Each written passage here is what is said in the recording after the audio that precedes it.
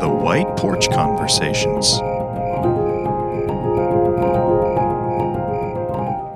Happy Thursday, guys. What is going on? It is so good to see you here on White Porch Conversations, and we are here again. I didn't bring this up last week, but my grandma took the Christmas decorations down. Oh, she said she was going to keep them up till March, man, but well, she got a little bit. Yeah, she got a little bit. She couldn't take them all down. That would just be crazy. That's right.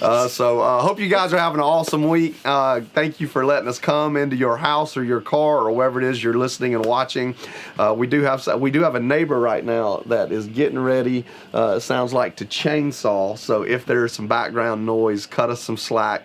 No pun intended. See what? Cut us some slack. And so we'll see how much we can get done with some decent audio quality here, because we don't want to keep our guest today from getting back to what it is that he does. I'm super excited about you being with us, man. Those of you that don't know, this is Brantley Walker. He's kind of new into my life, and I just want to take a minute, man, and tell you I am sincerely grateful that God brought you into my life. I mean, seriously. Thank you, sir. You've become someone I consider to be a close, dear friend. Definitely a kingdom connection. Definitely you were brought into my life at the right time. I hope the feeling is mutual. Yes, sir. I hope that it's the same for you.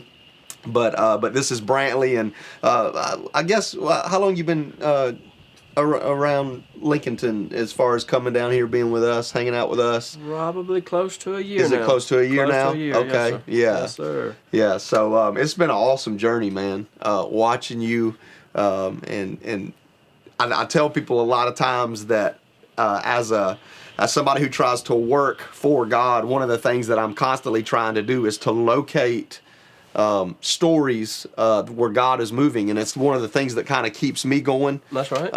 If you can locate those things in your life, and you have been one of those stories in my life, man, where when I want to give up, when I want to quit doing what it is that I'm doing and thinking, man, am I even making a difference? Is it even mattering what I do? And then I think of you, your face comes to my mind. I just appreciate you, man. I can't tell you that enough. Well, I appreciate it, sir. I could spend the rest of the time together just telling you how grateful I am for you and how much I sincerely love you. I appreciate it. I appreciate it. The feeling is mutual. Well, yeah, he's cutting in the background, so we're just going to keep rolling. So hopefully it's not too distracting for you guys. So let's just start out, man. Tell us a little bit about you. Where you from? Tell us a little bit about your story, whatever it is that you feel like you want to share. Again, we're not going to try to press into anything you don't want to talk about, but I want you to have an opportunity to share a little bit about where you're from, your journey of faith, what brought you to kind of where you are right now in this season of your life. Okay. All right. Well, I'm Brantley Walker, as he said, and I'm from Rail, Georgia, and I've been saved since I was a kid. I grew up in church and just fell away when I was younger, and struggled with drugs and addiction for about 10 years. And about 18 months ago, the Lord radically delivered me from all of that. Come on, bro. Yeah, delivered me from all of that, and I don't have any urge or craving or any desire to go back to that lifestyle. And I've just been hungry for God ever since, and I mean it's crazy, because the more I think I know, the more He keeps on showing me. So it's great that He does that for me, and I'm sure for all of us. Is the more we want, He never stops. He never stops giving us what our heart desires. That's what it says in Psalms. He'll give us whatever our heart desires, and I just have a real desire for Him today, and I don't think that'll ever change, and I pray that it never changes. And it's like I said, it's great. I don't know. I appreciate where I've come from, the struggles and stuff I've had, because I don't think I'd be where I'm at today if I didn't have those struggles. For sure. Yeah. Yeah, it's amazing how those seasons of our life, they really do mold and shape us. Amen. They really do open our eyes to experience certain things. I talked about even yesterday, I'm not sure if you got to hear it or anything, but I talked about yesterday about how irritations God allows in our lives, because irritations can be moving factors for us. He allows irritations to come into who we are because he doesn't want us to stay where we are. That's right. And if he can irritate us enough, allow things to irritate us enough, he's not trying to harm us. He's trying to move us. Amen. You know what? There's a big difference in that. There are a lot of people who look at their lives, and I'm sure that you've been in seasons with your story where you've went, man, God, why are you doing this to me? Why are you? Yeah, and you felt more like it was a judgment rather than God saying, I'm trying to move you from where you are. This is actually grace. That's right. You know what I'm saying? That's exactly right. God can use difficult things as grace. That's exactly right. And I think for me in those times, and I can't speak for anybody else, but for me in those times, I think it definitely was grace looking back on it. But when you're caught up in that life and that stuff, you know, you think everybody's against you and stuff, and it's just the mindset, you know, and it's like I said, I'm just glad to be delivered from it, because it's great to be able to look back on it now and see that he really had his hand over it the whole time. You know, he had his hand on me and on my situation the whole time, and he allowed me the grace to mess up and to do bad stuff and not get harmed. You know, praise God, I've never been harmed, or I've never, you know, had any bad wrecks or any kind of broken bones or anything, and all the crazy stuff I've done. And you know, that's grace, and that's him just looking out for me and showing me that he's been there the whole time. Now that I've got a good personal relationship with him and see him moving and stuff, you know, that's just him showing me that he was there the whole time, and I just chose not to see it that way because I was so caught up in myself and the negativity of the world, really, is what I was caught up in. Yeah, absolutely. It's those unseen moments of grace, like, that all of us have, that, you know, it's easy to sit and talk about, like, okay, it's easy to sit and talk about that time I was addicted and God set me free. It was something I saw. It was something I realized that God did. It's one thing to talk about I was sick in my body and God, you know, healed my body. It's one thing to say I was this, but how many times every single day, I mean, is there a way to even gauge it? How many times God has done stuff for us that we didn't know that he was doing throughout that time? Like, he protected us from this, he protected us from that. And then as you look back in your life, if you get to that certain vantage point where you're able to look back and really look at it clearly and say, man, God was there, like, so many times I didn't even know, like, I didn't realize that his grace was there. Exactly. And it's surreal almost, I reckon you'd say, because for me, I've never noticed it. And I feel like most people don't notice it in the moment. Yeah. You know, so you don't notice it until later on down the road when you're actually reflecting on it. And it's awesome to see that he never leaves. He's always there. You know, we think God falls away from us when that's not the case at all. We choose we choose to fall away from God. You know, he doesn't never go nowhere. He's always right here with us. And it's awesome to be able to look back and see those moments. I mean, even on a daily basis, like you said, just seeing that he's there all the time, and that what we don't see, we don't recognize it in the moment, but it happens. You know, he's there all the time. He's never not. You know, he'll never leave or forsake me. So It's awesome. It's awesome. You brought up something a minute ago that just really sparked my interest. You were talking about the mindset change that you had to experience when you were feeling like everybody was against you, this, that, and the other. And I know it's something that I talk about a lot. It's something I think about a lot. I believe the Bible is very clear about, from everything from as a man thinks, so is he, to he wants to renew my mind. I mean, there's so much about the mind, or as the Bible would also label it, the soul. The soul is that mind realm. And so tell us, like, what that transformation of mindset change looks like for you. Like, how would you encourage someone, or what would you want to tell someone that is stuck in the wrong mindset right now? What would you want them to know? Because I do believe that is such a key part to walking in the freedom and the joy and the peace that God has for us. It is something that we all need to have happen, is that mindset change. So, like, for you, what did that look like, and what would you want someone to know? Well, first off, I would say that you have to renew your mind daily with the Word. Hey, come on. That's the first. That's number one. I would say that's it, for sure. Anybody. Constant flow of word. Anybody, yes, sir. Constant flow of word. Anybody. My life didn't really my life really didn't start to change until I got serious about the Word. I mean, when I was in bad times, I would read a proverb of the day, or I would read just stuff that I already knew. But I wouldn't actually dig into the Word and read books that I hadn't ever read before, or really study books I hadn't ever read before. So I would say somebody who wants to change their mindset would be, first off, to just pick up the Word and read it as much as you can. Pause. He is a farmer. He is not a professional preacher. It is one thing for the preacher to tell you that, but this is a man of God that works on a farm. He is killing it right now. You are spot on, brother. Spot on. Thank you for being a voice for someone out there that needs to know your mindset can change, and it starts with the Word, because I believe that. I'm 100% with you. That's right. That's exactly right. And I mean, after that, I just want to encourage whoever might need this, that it's a process.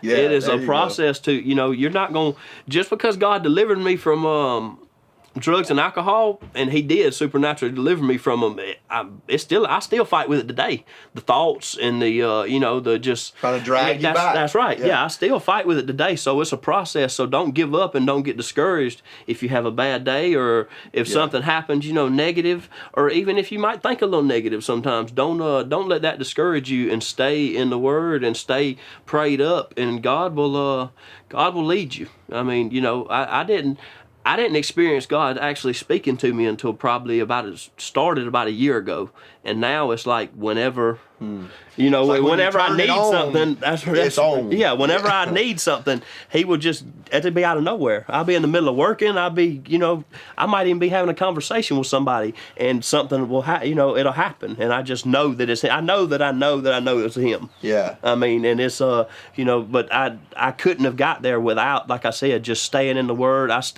always read, and I try to only read spiritual books by people who I follow and have looked up and seen, see where their ministry's at and where they're going, and not just picking up any book, that says it's spiritual, because, I think that matters. I think, what you read and what you let come into your life is a big difference. And I don't, I really, honestly, I don't watch TV to speak of. I mean, I only focus on God today, and that's I think that's a big key to having the mindset change. Because if I don't, like when I first started this walk, I was still watching stuff, and still watching like secular movies, and still listening to some secular music and stuff, and I don't do none of that today, and it's just amazing the difference that it makes. It cleanses your mind. Yeah, that's right. Yeah, I don't have those thoughts nowhere near as much. Like I said, I still have them from time to time, and it's not never. I don't think it'll ever go away, because I think the enemy's always going to be trying to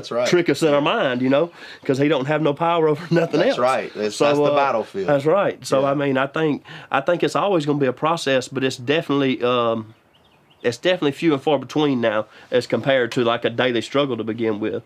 And I contribute that only to the Word, for sure, because I know what he's, I know that's him. It's a truth. That's all it is truth. So that's the way.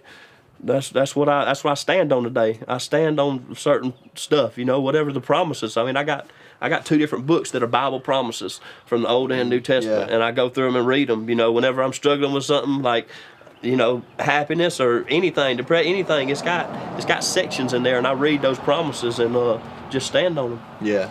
Well, there's another thing that I've seen in your life that I know has been a major part of your journey, and that is getting the right people in your life, the right voices, the right relationships, getting people that are going to be there to build you up, people that aren't going to kick you when you have a bad day, people that are going to be there to speak life into you, people that believe in you, people that are filled with the Word, people that are filled with the Spirit. That's right. Tell us about, like, as you've tried to pivot your life, the role that the right relationships has played.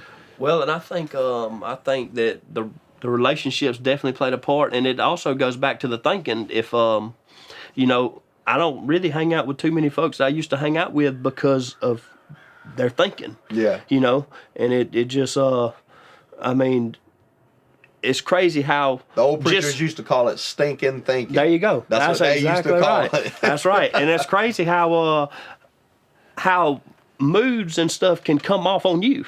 Yes. You know, if Oh, somebody's yeah. always negative, you go around them, I'm going to be negative. Come on. So I try to surround myself today with people who are positive and who are trying to get the same thing I am, because I don't want to just go to church on Sunday and then, you know, live how I want to Monday through Saturday and then, you know, come to church on Sunday and act like this or that. I mean, I'm really trying to live it every day and walk in it every day so I can be blessed every day and not just on Sunday. Absolutely. I mean, I watch you do this because every opportunity you can find to put yourself around people who are trying to move forward, that's what I watch you do. Like even today, as we're filming today, you came straight here from a gathering of people where you put yourself in an environment of people who are trying to move forward. And we were talking about prayer meetings that you do. What day did you say you go to? Thursday. The Thursday prayer meeting. Then you've come to our Friday prayer meeting, and you come to Monday night groups, and you come to Wednesday night, you know, groups. And I watch you,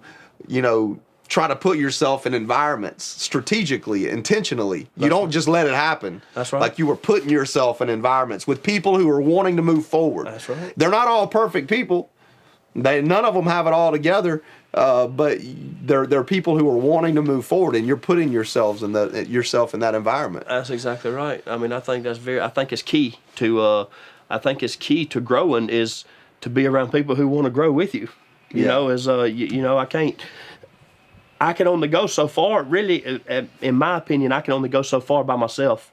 I've got to have. I mean, obviously God's gonna carry me through, but I've got to have people around me who either want the same thing or either maybe a little further along, so they can help me. And I mean, I don't reckon I have to have them, but it helps. Yeah, it helps get. You know, I'm trying to get there now. I'm not trying to get there, you know, 10 years from now. Yeah, exactly. I'm trying to speed the process up. If something I reckon I need to work on is patience. I mean, well, that was really good what you just said, that there are two types of people you try to put yourself around, and I really like the way you just worded that. You said that either they want the same thing as me, or they're already a little bit ahead of me. And I think that is, and I think we need both of those people in our lives. Right. I think we need, I've never thought about it on those terms, but I think that was worded perfectly. I need to put myself around people who are growing at the same place I am, so we can grow together. Because we can empathize with one another. We can, you know, when one struggles, I can understand, hey, I struggled yesterday. I struggled, you know, whatever. And we can help each other through that struggle. And on the other hand, we can't only put ourselves around the same, you know, that people that are on that same level as us, that are wanting the same thing as us. We have to put ourselves around some people that are ahead of where we are, so they can, you know, help pull us to where we need to go next. I think that's a great description of the types of relationships that we need in our lives. That's exactly right. I don't know. It's I love learning about the Lord, and I love people that have a good knowledge of Him, you know, because like I said, He never stops giving us what we want. Yeah. So I mean, as long as I'm talking to somebody who might be a little bit further along, it's really encouraging to see their testimony and see where they come from and see how they got to where they're at. You know, it really encourages me, and it helps my spirit to know that that I can get there. You know, that it's you know, it's not, because when I first started the walk I'm on now, I would get discouraged and think that I didn't that I could never get to where some people were, because you know, some people have never done drugs, some people never drank, some people never smoked cigarettes. That is a real struggle that we all have, for sure. And it's definitely it's something that I really just grasped the grace concept. I'd say when I went to Trace Diaz in October, I just grasped it. I mean, I've heard it taught all my life, and I know the verse, you know, by grace through faith and all that. I've heard the verse ever since I was a kid. Who don't really know it. Yeah, I didn't really get it in my spirit until October of last year, and it's been really eye-opening and really encouraging. Yeah.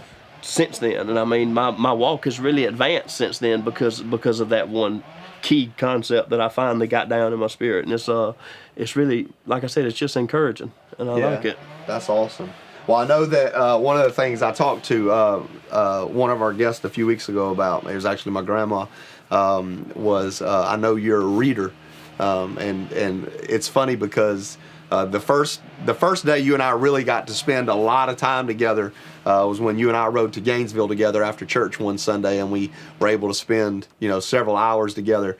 And man, you just blew my mind with how much you were trying to pour in through reading writers and authors that were feeding you, and I was just impressed by it. I mean, I really, and I still am, as you're in our book club group, and hearing you talk about not only what we're reading in our book club, but also the things that you're reading personally. Man, it's really inspiring to me. So, like, what have you been reading about lately? Like what's been like the zone you're in lately? I just finished up the Final Quest series by Rick Joyner, and I've been reading a lot of his books lately, and he's really good, really good, and he put stuff to where I never looked at it that way, I guess. I never thought about it that way, I guess. He put stuff sort of a practical way. It's not real deep, and he makes it where anybody can read it and understand it and do it. That's right. And I've been reading. I'm about to start reading Kenneth Hagin. I read a lot of Kenneth Hagin too, and I love his faith. That he built a college on faith. I mean, Yes, he did so much stuff just on. I mean, his testimony. He wasn't supposed to live past 16 years old, and faith. Him having faith. Yeah. He wound up being one of the greatest faith people of this time, and I read a lot of him, and I like I like all the old authors. They're I feel like they're I don't know. I'm not gonna say the young authors don't have it, but I feel like they just got stuff that we need right now for this time. That they're it seems like they were ahead of their time. A lot of the older authors that I read, and I still haven't read Celebration of Discipline yet, but I've got to. I've got to. But yeah, I really like Joyner. I've been reading a lot of his books and looking at some of his sermons, and like I said, Kenneth Hagin, and all the book club stuff. John Piper was a tough read, but he brought it together at the end. Yeah. He brought it together at the end. Yeah, he did. That was it's I'm one of those people that when I read, and I'm like this with not just what I read. I'm like this with what I listen to with preachers, pastors, teachers, leaders. Man, I'm just somebody that I just look for something. There are some people that'll listen to a preacher, or and all you hear is negative about it. I mean, you know what that's like. I mean, and we're living in a culture right now where people are just wanting to tear down this preacher and this writer and this, and that's just what they do. But I'm just kind of like, man, like I want to look past the things that are unattractive, and I want to find, because I believe that there's something that the Lord is using them to share, and I want to locate those things. And that's one of the things I appreciate about you, is I watch you do the same thing. Is you're looking for what the Lord can use. You're not looking for the things that are negative, or the things that you don't like, or the things that you don't agree with. You're looking for the things that God can use in your personal life, and that's what I try to do when I read and when I listen, because I mean, none of us have it all figured out. None of us. I mean, the smartest of the smart, the most articulate of the most articulate. None of us have it all figured out, but we can locate those things, and we can find those things. Well, man, I just want to tell you again, I just appreciate your story. I appreciate your hunger and your desire to grow, your desire to mature in your faith. That's what I see in you. I see somebody who's not satisfied. Yes, sir. And I think we have a lot of satisfied Christians sometimes. And man, there should be just this part of our life. I do know it's a hard thing to unpack, because I know that it's God that fulfills us and satisfies us. But there should be this part of our life where we're not satisfied. That's right. There should be this part where we know that there's more, that He's taken us somewhere still. And that's what I see in you. That's and right. I appreciate your testimony to everyone you come into contact with every day. I'm not talking about the one that you're giving today where you're going to have people watch it. I'm talking about the one that you live. I watch you live it. And I just, I bless you to keep living it. Thank you, sir. Just keep living it. Thank you, keep sir. doing what you're doing. And I will tell anybody out there that if you're looking for someone to connect with to help you just get hungry or on fire to grow and move forward, that this is one of those guys that you need in your life. Super encouraging, super joyful, I'm sure there are people that would want to disagree with me and tell me that you're not as joyful all the time as I think you are, but all I ever see is the joyful Brantley. I see the one that's smiling. I see the one that's encouraging. I see the one that is excited. I see the one that's zealous for God. So, man, if you need someone like that in your life, this is your guy. Thank you, sir. This is your guy. Thank you. So I don't know if there was anything else you wanted to share before we close it out today, but just that you were talking about folks picking apart books or sermons or something. You know, I used to do the same thing when I first started this walk and was really hungry for God. And somebody told me one time that really helped me. They said, just because they say something that you don't agree with or write something that you don't agree with, they said you don't have to take it. right. He said, just take what applies to you and take what's good out of it. And he said, leave the rest of it. You know, and he said if you start doing that, then you'll notice that it's not as bad as it seems. Yeah. You know, the book ain't as bad as you think it is, or the sermon ain't as bad as you think it is. If you just leave the bad stuff or leave the stuff that you don't agree with, that don't sit well with you. Yeah. And that's really helped me. So I just encourage somebody to that's listening to this, that you don't have to listen to all the everything that a preacher says or that a book says. You can just take pieces out of it and still get, you know, a good message out of it. Yeah. Well, and he also brought up one thing I'll give a plug for. He brought up Trace Diaz, something that he just went through. It's a discipleship program. Yes. That is amazing, that we support with all of our heart. If you're familiar with the Walk to Emmaus, the two are very similar experiences, and we support both of those. That's right. And I know that if you're someone that is looking to take one of those journeys, that I know for Trace Diaz, for example, we've got Brantley and Jason Powell, several guys at the church or in the community that can hook you up with Trace Diaz. Yep. I always like to plug in some of those things as it was something Brantley brought up. But, man, you need to find places to be discipled. That's what Brantley's doing. That's one of the things that's helped him grow the way that he's grown. And again, if you're looking for somebody that'll just bring some encouragement to your life, someone that God can use to inspire you, this is your guy. He's becoming one of my best friends. I love him with all of my heart. I don't get to see him nearly enough throughout the week because he lives about 45 minutes from me. Yes, sir. He works on the farm, and but I do love this guy, and I'm just excited for you, man. I'm excited for what the Lord's using you to do. Thank you, sir. Thank you for being a good witness and leading the people that you lead. And thank you for FCC, you know, for leading it and helping us, because it's changed my life for sure. I didn't, you know, I grew up in the old timey churches where you didn't stand up and holler and hoop, you know what I'm saying, and didn't clap. So you know, it's refreshing to see something, you know, to see a new way to do things, you know. It's refreshing. And I appreciate y'all and everything, the whole team and everybody, worship team, Aaron, everybody. Thank you. Yeah, I definitely grew up in the hooping and hollering church, that's for sure. One thing I forgot to mention, this is the food guy. If you want to know where good food is, like, I'm a guy that loves to talk about where you find good food. This is one of my food guys. What's the new spot? Like, what is it? Tell us what to hit up. I know you know you were talking about a new Mexican restaurant that was in Elberton. There's a good Mexican restaurant in Elberton, but I don't know the name of it. If you're ever around Athens and want different cuisine, Manawinta and that was Ethiopian. Yes, that's Ethiopian cuisine. That is something I've never had. It's so like, me and Brantley gotta go hit the Ethiopian It's restaurant. like Mediterranean with spice. You know, It's got spice to Mediterranean, I like spice. And it's over there off the west side, over there off of Alps. It's very good. Yeah. It's very good. I recommend that. We were just talking about the Flying Pirates. Flying Pirates. Yep. Some of our friends are starting to get into Lincolnton. That's get right. into some of this. They're in Washington and Thompson. That's right. And some close friends and mentors of Brantley's, people that feed him.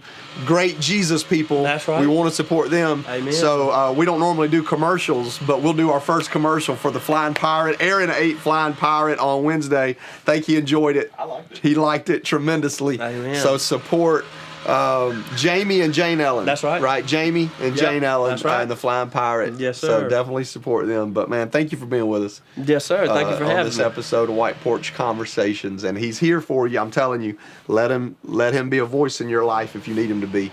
But we hope you guys enjoyed it. Hope you have an awesome Thursday night. And we will see you next week on White Porch Conversations. White Porch Conversations.